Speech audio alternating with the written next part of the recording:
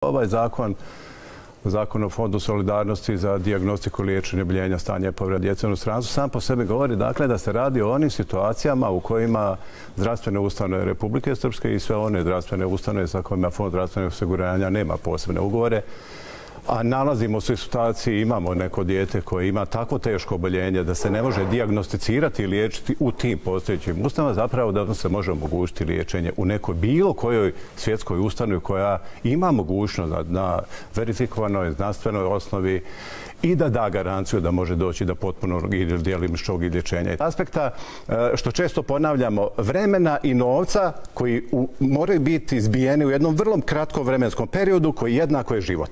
I to se pokazalo. Vrijeme i novac u ovom slučaju su jednako život. Ako dobijete i vrijeme i novac kasno, gubite život.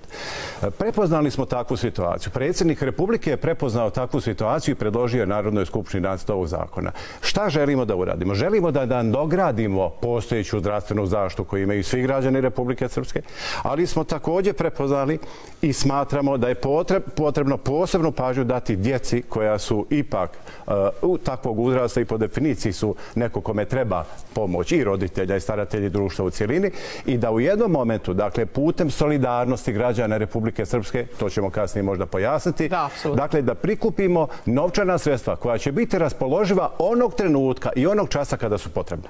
Ovdje se također postavilo pitanje izvjesnosti punjenja tog fonda. Tražilo se da jedno od njegovih punjenja bude i budžet. Mi otvaramo onako i taj neki prostor. A onda se opet vraćate na ovo, budžetom se postojeći fond finansira. Ovdje se ide na fond solidarnosti. Mi nemamo dole. Evo, vi ste, uvažena gospođo, sjajno pomenuli onu humanitarnu akciju koja je već regionalnog karaktera s ljubavlju mladim srcima predsjednika Republike, koja 6 godina zaredno se održala na našim prostorima gdje smo prikupili preko 5 miliona konvertibilnih maraka, gdje su naši građani Republike Srpske zaista pokazali. Ovo nije demagogija niti neki populizam. Mi nemamo nikakvu dilemu da su naši građani, to je realno, da su naši građani apsolutno solidarni, da imaju humano veliko srce i da će sigurno puniti ovaj fond. Tako važno da ustanova u koju se upućuje to dijete daje garanciju.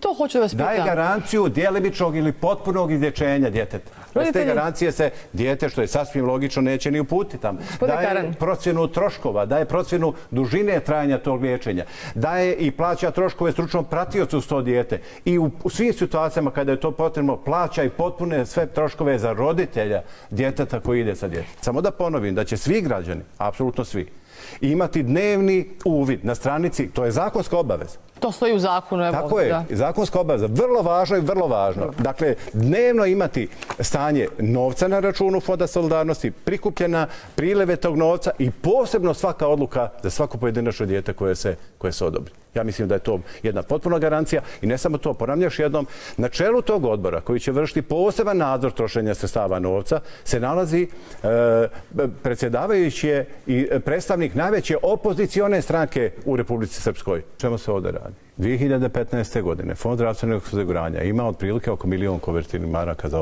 ove potrebe. Prošle godine smo zbog povećanog broja zakona Fond zdravstvenog osiguranja imao 2 miliona konvertibilnih maraka. Po našoj procjeni, samo po prvoj stavci, dakle, neto plate 0,25% od svakog zaposlenog građanima bilo 6 miliona i 300. Dakle, samo po tom osnovu. Ja ovim putem pospješujem i našu javnost, a posebno stručnu javnost, da se uključi u javnu raspravu. Mi očekujemo vrlo brzo, dakle imamo rok 60 dana. Otvorit ćemo vjerovatno po velikim gradovima Republike Srpske, dati mogućnost svima da dođemo toga, ali ponavljam još jednom, u sve dobre namjere i sve dobre primjedbe ne smijemo izaći iz okvira cilja ovog zakona. A on je vrlo jednostavan. Pomoći dječici kojima pomoć ovdje nije moguća.